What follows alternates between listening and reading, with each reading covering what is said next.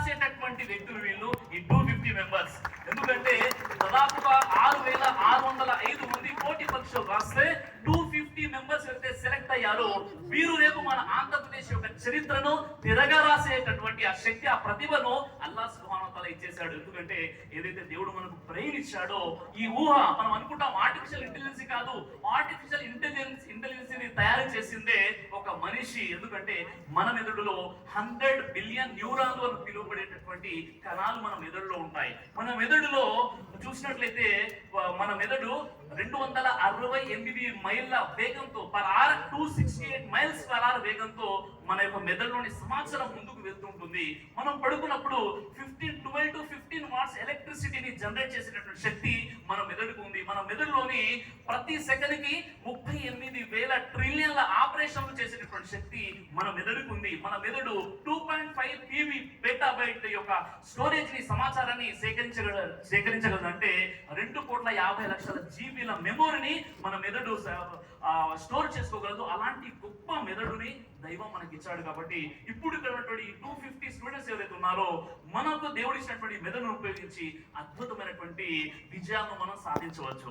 ఒక్క విషయం మనం గుర్తుపెట్టుకోవాలి, లక్ష్యం ఉన్నవాడు లక్ష్యం కోసం పనిచేస్తాడు, లక్ష్యం లేనివాడు లక్ష్యం ఉన్నవాడి కోసం పనిచేస్తాడు. కాబట్టి మన లక్ష్యం ఉండాలా లేదా?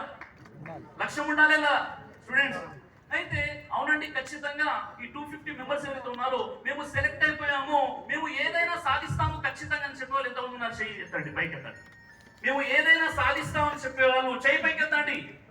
అయితే నేను అడిగింది ఏంటంటే, నేను ఏదైనా సాధిస్తాను అంటే మీరు చెయ్యి పైకి ఎత్తారు. ఇప్పుడు మళ్ళీ అడుగుతున్నాను, నేను అనుకున్నది సాధిస్తానని చెప్పేవాళ్ళు ఎంతమంది ఉన్నారు? చెయ్యి పైకి ఎత్తండి. రైట్, ఇది కావాలి మనం. ఏదైనా సాధించడం కాదండి, అనుకున్నది సాధించాలి.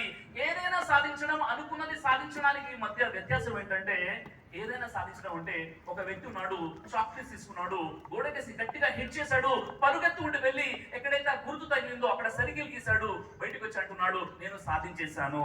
వీళ్ళు ఎవరంటే ఏదైనా సాధిస్తానని చెప్పినప్పుడు చేయి పైకెత్తిన వాళ్ళు. ఇక రెండో వ్యక్తి ఉన్నాడు, ముందుగానే గోడ దగ్గరికి వెళ్ళాడు, ఒక సర్కిల్ గీసుకున్నాడు, ఒక చాక్పీస్ తీసుకొని గట్టిగా హిట్ చేశాడు, అది వెళ్ళి ఆ సర్కిల్ మధ్యలో తగిలింది. అప్పుడు అతడు అంటున్నాడు నేను అనుకున్నది సాధించాలని. కాబట్టి ఏదో ఒకటి సాధించడం కాదు, అనుకున్నది మనం సాధించాలి.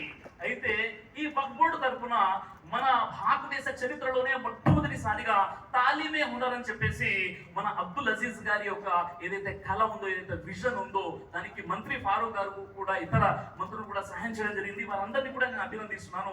చివరి ఒక చిన్న విషయం, ఈ ఆపర్చునిటీని మనం మిస్ చేసుకోకుండా ఇంకా ఎక్కువగా కష్టపడాలి. ఒక చిన్న విషయం చెప్పేసి, ఒక రియల్ స్టోరీ చెప్పి నేను ఈ యొక్క చిన్న సెషన్ ని ముగిస్తాను. అదేంటంటే 1995 సంవత్సరం మహారాష్ట్ర జిల్లాలోని ఒక పేద కుటుంబంలో ఒక బాబు జన్మించాడు. తండ్రి ఆటో డ్రైవర్, తల్లి ఇంటి పనులు చేసుకునేది. తన యొక్క తమ్ముడు ఒక గ్యారేజ్ లో మెకానిక్ గా పనిచేస్తుండేవాడు. ఈ అబ్బాయికి ఎప్పుడైతే 4 సంవత్సరాల వయసు వచ్చిందో వాళ్ళ నాన్నగారు స్కూల్కి వచ్చేసి ఇలా అంటున్నాడు, మేము మా అబ్బాయిని స్కూల్లో చదివించలేము, ఎందుకంటే మేము ఈ అబ్బాయికి పోషించేటటువంటి ఆర్థిక స్తోమత మాకు లేదు. టీచర్ చాలా కన్విన్స్ చేయడం జరిగింది, లేదండి భవిష్యత్తు ఉంటుంది, మీరు చదివించండి, మీ అబ్బాయి బాగా చదువుతాడంటే వాళ్ళ నాన్నగారు ఒప్పుకున్నారు. ఆ తర్వాత అబ్బాయి ఏం చేశాడంటే, కాలేజ్ అంటే స్కూల్ లేనప్పుడు ఉదయం 5 గంటల నుండి రాత్రి 10 గంటల వరకు హోటల్లో పనిచేసేవాడు. ఆ విధంగా పని చేస్తూ 10th పూర్తయిపోయింది. ఆ తర్వాత ఏం జరిగిందంటే, ఒకరోజు వాళ్ళ నాన్నగారికి బిలో పావర్టీ లైన్ లో కొన్ని డబ్బులు వస్తాయి. ఆ డబ్బులు తీసుకోవడానికి ఒక ప్రభుత్వ కార్యాలయానికి రావడం జరిగింది. అక్కడ ఆ ప్రభుత్వ అధికారి ఏం చేస్తున్నాడంటే, మీకు ఈ యొక్క డబ్బులు కావాలంటే నాకు 10% లంచం ఇవ్వాలి. 10% లంచం ఏంటి? 30 రూపాయలకే ఆలోచించాల్సిన కుటుంబం ఇక్కడ 10,000 రూపాయలు లంచం ఎలా ఇవ్వాలని అబ్బాయికి అర్థం కాదు. కానీ గత్యంతరమైన పరిస్థితిలో అధికారికి ఆ యొక్క 10% ఇచ్చేసి ఆ బిలో పోవర్టీ లైన్ లో స్కీమ్ వచ్చిన డబ్బులు తీసుకొని రావడం జరిగింది. అప్పుడు అబ్బాయి నిర్ణయించుకుంటాడు, ఈ సమాజంలో కరప్షన్ ని దూరం చేయాలంటే నేనేం చేయాలి, నేను ఒక ఉన్నత అధికారిని అవ్వాలి, నేను చాలా కష్టపడతాను చెప్పేసి అబ్బాయి ఒక లక్ష్యం పెట్టుకుంటాడు. వెళ్ళి తన యొక్క లెక్చరర్ అడిగినప్పుడు, నేను నా సమాజంలో కరప్షన్ ని దూరం చేయాలి, చేయాలి, లంచగొండితనాన్ని దూరం చేయాలి, నాలా ఇబ్బందులు ఎవరు పడకూడదు, ఏం చేయాలంటే నువ్వు ఐఏఎస్ అవ్వు. ఇది చాలా యూపీఎస్సీ ఎగ్జామ్స్ అనేది ఉంటుంది, నువ్వు ఐఏఎస్ అవ్వాలి, చాలా కష్టపడాలి, చాలా కష్టంతో కూడుకున్నటువంటిది మరియు చాలా ఖర్చుతో కూడుకున్నటువంటిది అని చెప్పినప్పుడు అబ్బాయి అనుకుంటాడు, కలలు కనడానికి ఖర్చు కాదు కదా, నేను కంటే గొప్పగానే కంటాను, నేను ఐఏఎస్ అవుతానని అబ్బాయి సంకల్పించుకోవడం జరిగింది. ఆ తర్వాత చాలా కష్టపడి చదువుతున్నాడు. ఆ విధంగా అతడు గ్రాడ్యుయేషన్ బిఏ పొలిటికల్ సైన్స్ ని పూర్తి చేసుకున్నాడు. ఎంత కష్టపడి పనిచేశాడంటే ఆ తర్వాత మంచి మార్క్స్ పాస్ అయిపోయిన తర్వాత అక్కడ నుండి ఢిల్లీకి వెళ్ళాడు. అక్కడ కోచింగ్ తీసుకున్నాడు, యూపీఎస్సీ కోచింగ్ తీసుకున్నాడు. పరిస్థితి ఎలా ఉందంటే ఒక్క రోజు బ్రెడ్ తింటే 2 రోజులు ఉపవాసంతో ఉండేవాడు, ఒక్క రోజు బ్రెడ్ తింటే 2 రోజులు ఏమి తినకుండా ఉండేవాడు, సొమ్మసిని పడిపోతుండేవాడు. అలాంటి పరిస్థితిలో అతడు చదువుతున్నాడు. చివరికి రూమ్ తీసుకుందామని చదువుకుందామని ఒక రూమ్ తీసుకుందామని వెళ్ళినప్పుడు అతని పేరు ముస్లిం కాబట్టి రూమ్ కూడా ఎవరు ఇవ్వలేదు. చివరికి ఒక హిందూగా శుభం అని పేరు మార్చుకున్నాడు. అప్పుడైతేనే అతనికి రూమ్ లభించడం జరిగింది. ఎంతో కష్టపడి ఒక దీపాన్ని వెలిగించుకుంటే ఉదయం వరకు కూడా ఆ యొక్క కొవ్వొత్తి వెలుగులోనే అతడు చదువుకునేవాడు.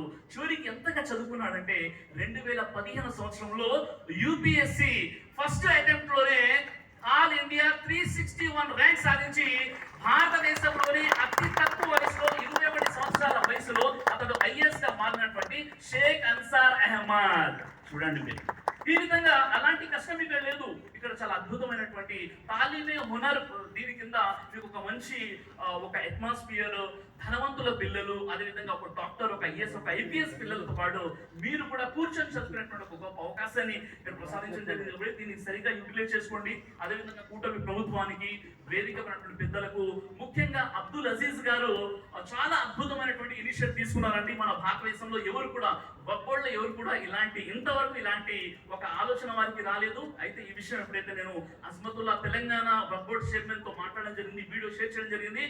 తెలంగాణలో కూడా మనం కూడా ఇలాంటి ప్రోగ్రామ్ పెడదామని చెప్పడం జరిగింది. దీని యొక్క పుణ్యం, దీని యొక్క ఇన్స్పిరేషన్ కూడా మన అబ్దుల్ అజీజ్ భాయ్. కాబట్టి ఈ విషయాన్ని ఇంకా మనం ముందుకు కొనసాగిద్దాం.